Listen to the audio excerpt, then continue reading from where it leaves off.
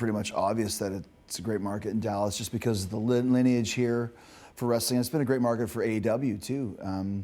We've made a point of coming here every December for Winter is Coming. I know Final Battle was here in Dallas area last year as well. So it's kind of become an annual tradition for us to come to Dallas in December and do these shows. I think the Von Erich story is so huge in a lot of ways that, Dallas was put on the map because of the Von Erich. So for us to be able to pay respect to Kevin and, the next generation with Marshall and Ross is a big deal for us. And that's kind of what AEW does, is we have a fine tradition of paying respect to the legends of the past, especially locally. Whenever we come to an area where somebody is from or where they live, we usually put them on the show. But I think in Texas, in Dallas, with Kevin being here, that's kind of next level.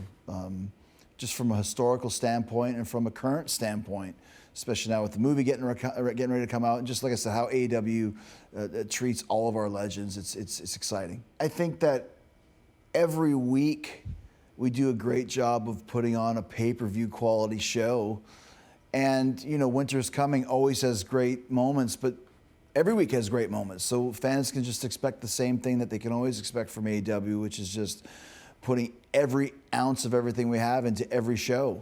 And I expect that for tomorrow night as well. And so there's always, I think last year is when I lost to Action Andretti, and like one of the biggest upsets in pro wrestling history.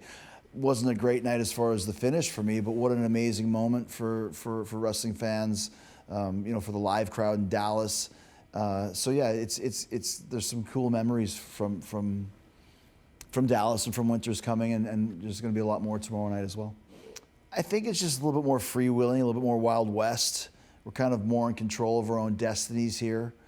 There's not a lot of outside input into what we're doing, which in some ways is good, in some ways is not so good. It depends on the performer, on the wrestler.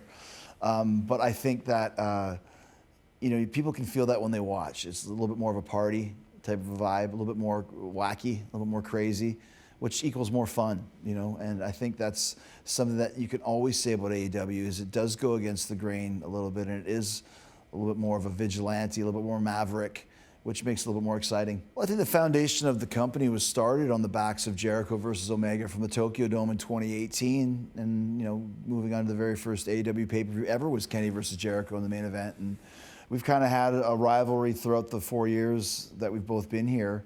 And I think it was just inevitable that we would end up as a tag team. We're both from the same city, Winnipeg, up in Canada. We both have the same philosophies about wrestling and have, similar styles, just different versions of it. Him with a more modern way, and mine in more of a classic way. But I think it's like I said, it's meant to be, just due to the fact that we have very similar pasts and very similar, stories. I think that we were in such a unique position when the pandemic started, in that all of us were just trying to keep the plate spinning and figure out what to do. And so that led to a lot of extra creativity and taking some chances. I think of the Stadium Stampede matches, those never would have happened had there been no lockdown. And as a result, I think we've got two very classic pro wrestling moments, I love the Mimosa Mayhem match I had with Orange Cassidy, which now you look at it, it seems like pretty batshit crazy, but at the time it was perfect. You have this match where he's known for orange juice and I'm the champagne bubbly guy.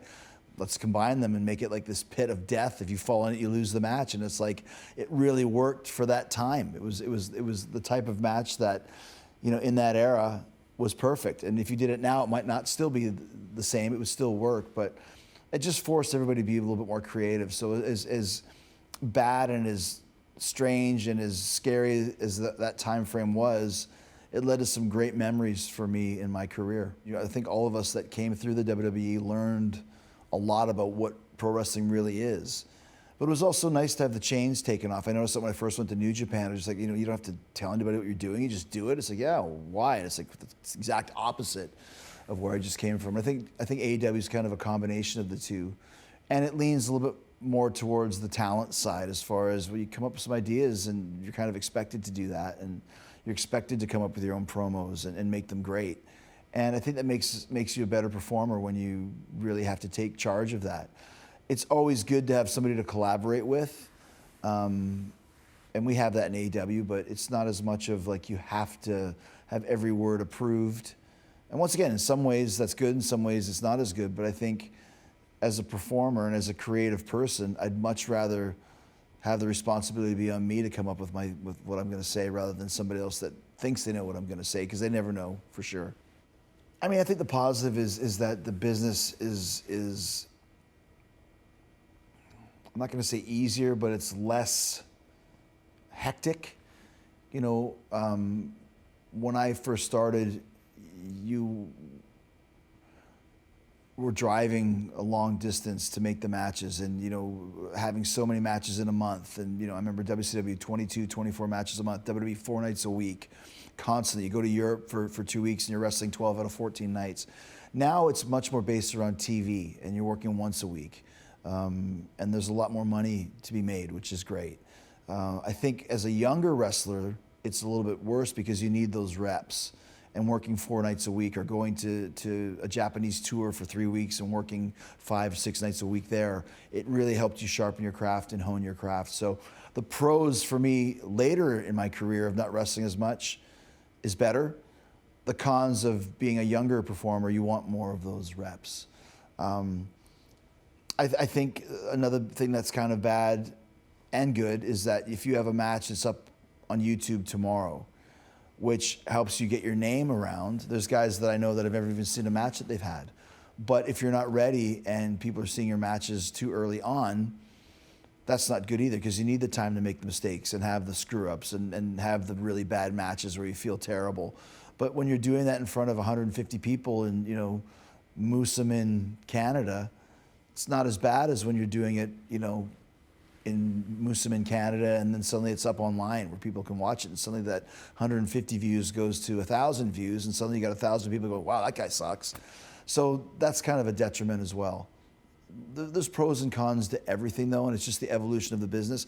I'm glad I came in the time that I did and the way that I did, because I don't think anyone's going to ever have a career like mine ever again, that basically started overseas and learning how to get over no matter what. And by the time I got to the States, I knew how to get over no matter what, which was a positive. If you really want to do this, then do it. But there's no looking back. There's no sacrifice. There's no plan B. It's all sacrifice.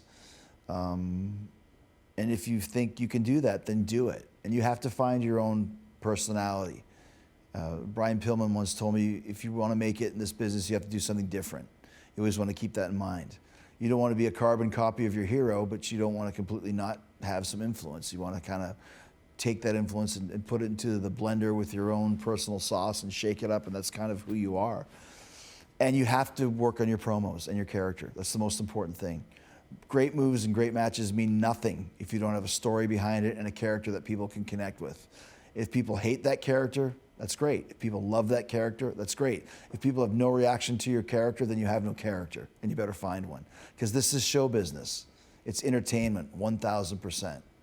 That's all that matters. If you go, you know, if this was a real fight, I hate when people say that. If this is a real fight, you would never do that. If this is a real fight, you would never bounce off the ropes when someone threw you into it. It's entertainment, it's show business, so figure out a way to encapsulate that and envelop that with what you're doing. I don't think you can ever kind of say what you want your legacy to be. It's what is your legacy. And once again, I think, you know, I'm just a guy that had a dream and was able to cultivate that dream to traveling the world doing what I love to do and having this amazing career that spans so many decades and so many different phases of the business. But, you know, I still try and do my best to give back to the company that I work for, give back to the business. That doesn't mean losing every match. Sometimes you win. You have to win. And people don't like that. Oh, Chris Jericho won. He's just selfish. And then the same people go, Chris Jericho lost. He's just a jobber. And it's like you have to understand where you are in the company and what you can do to expand. And that's what we've done with AEW for years. And so I don't know. What's my legacy? I'm Jericho, man. I kind of carved my own path. And I'm still carving my own path. And if you like it, thank you. And if you don't like it, go watch somebody else. I really don't care. I do the best that I can every night. Never phone in a performance. I never have. I never will. And I still have passion and love for pro wrestling and want to do everything I can to leave the business better off than it was when I first found it in 1990.